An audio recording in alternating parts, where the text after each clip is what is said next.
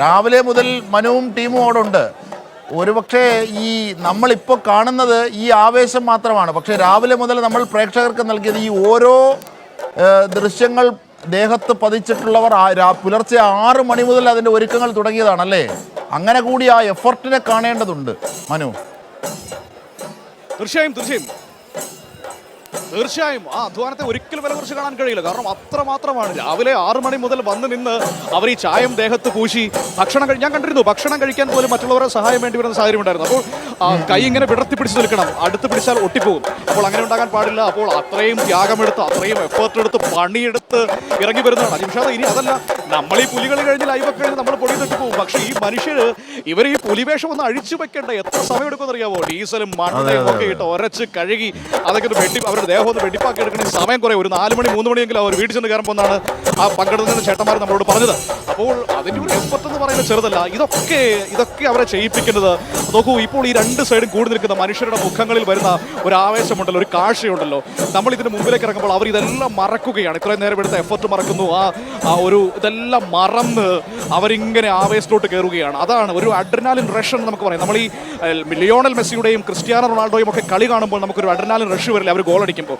അതുപോലെയാണ് ഇവരിങ്ങനെ ഈ ആൾക്കൂട്ടത്തെ കാണുമ്പോൾ അവരിലേക്ക് എന്തോ ഇങ്ങനെ ഒരു ട്രാൻസ്ഫോർമേഷൻ വരികയാണ്. പിന്നെ അങ്ങോട്ടൊരു ഒരു വല്ലാത്തൊരു ആട്ടമാണ്. അതിന്റെ കൂടെ ഈ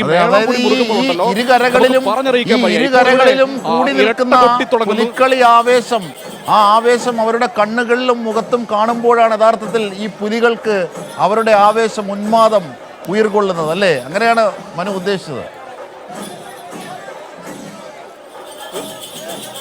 തീർച്ചയായും അത് ആളുകൾ രസിക്കുന്നു അല്ലെങ്കിൽ ആളുകൾക്ക് ആവേശം പകരുന്നു എന്ന് വരുമ്പോൾ അവരിലേക്ക് ആ ഒരു എനർജി കൺവേ ചെയ്യുകയാണ്. അതോടെ ഒന്നുകൂടി ഉഷാറാവുകയാണ്. അതിൻ്റെ കൂടെ ആ മേളവും കൂടി ഇട്ടങ്ങ് തകർക്കുമ്പോഴുണ്ടല്ലോ, ഒറ്റ വരുമ്പോൾ ഒരു ചെറിയ താളമാണ്, ഇരട്ടയിലോട്ട് വരുമ്പോൾ കുറച്ചുകൂടി ഒന്നുകൂടി ചടുലമാകും.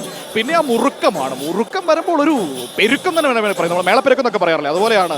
അതിങ്ങനെ നിറഞ്ഞ് തുളുമ്പി അവരുടെ ശരീരം ആകെ അങ്ങനെ ആവാഹിക്കുന്നൊക്കെ പറയുന്നില്ലേ, അങ്ങനെയൊക്കെ എന്തൊക്കെയോ പറയേണ്ടി വരും. ആ